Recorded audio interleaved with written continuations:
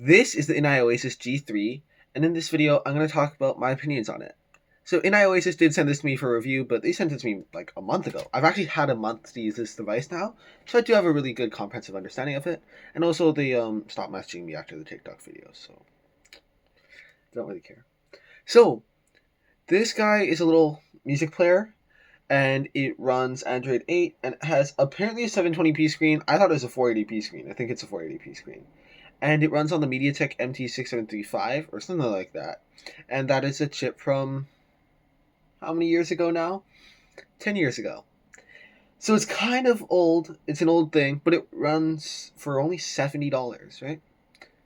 So I said, oh, this is a music player. But if you look at their website, I mean, I won't bore you with scrolling through it all. They show you stuff. That's an ebook reader right there. That's a practical photo viewer. That's an access internet website, powerful clock app, calendar with event marks. And what I want to illustrate here is they obviously don't think it's an MP3 player, or at least they're not trying to aim it towards being an MP3 player. That's why other competitors in this price bracket, or even cheaper, like the Fio Snow Sky Echo Mini, really do beat this guy in actual music performance. This guy does have a headphone jack. That's the one thing going for it, but the headphone jack is really, really bad. And I'll talk more about that later. But basically, it's not for music. It can run Android, and I'm currently running this special thing, and I'll teach you how to set this up later. But like as you see, this is actually the home screen. But there's some iffiness to it where I'm not so happy with the audio aspect of this device. So this device runs Android, which is a benefit or a downside depending on how you look at it. I see it as a benefit because then it means that I don't have to use crappy Linux software. But other things like the Fio Snow Sky Echo Mini are simpler, and I like how it looks, for example, and I like how it runs better than this guy. But Android does mean I get to use my favorite music player, Namita, so I'm pretty okay with that. Right? Just looking at how it looks, the ports that it has, that's a 3.5 millimeter, that's a microphone, that's a USB-C port, that's a headphone jack, that's a micro SD card slot, one that you can push in like that. And it does come with a 128 gigabyte micro SD card, and that has 32 internal, which means that they call it a 140 gigabyte player. And then you have volume up, volume down, power. So this thing has a headphone jack, and you might go, yay, I don't have to use a DAC.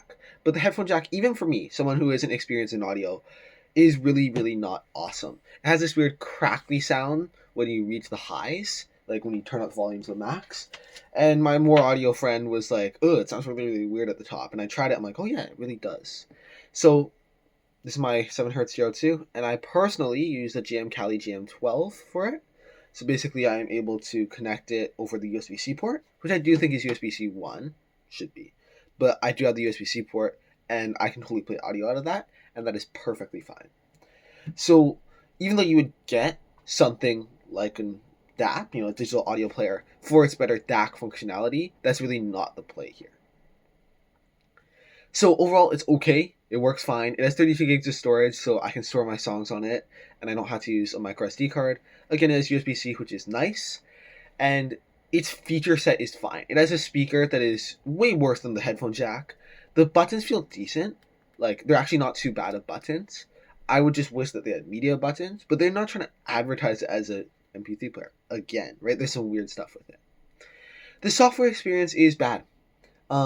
It's better than certain Android devices I've worked with, but it's worse than almost all of them. Because it runs Android 8, it's too old for half of my apps. And it's kind of annoying, but what I realize is if you are willing to just use one app, I only have one app here, this is my music playing app, and that's the only app that you really care about. Obviously there's other apps, and I'll explain how to set it up. But if you only care about one app, having one app, this is perfectly fine. It runs. And I'm doing okay with this one. It has pretty good battery longevity. I'll usually charge it once every week or so, and that's usually because it hit like 50%. So it's pretty fine. It has like an 1,500 milliamp hour battery, which seems small, and if you use it a lot, it is small. But for me, it's perfectly chill. So, verdict is it's okay. It's not awesome. It doesn't feel like the most durable device. It doesn't feel like the highest quality device, but it does what I want. It plays music, and it's not horrible to set up like some other devices, like my e-reader was. It's pretty simple. It lets you uninstall a lot of the apps, and generally, it's an okay device.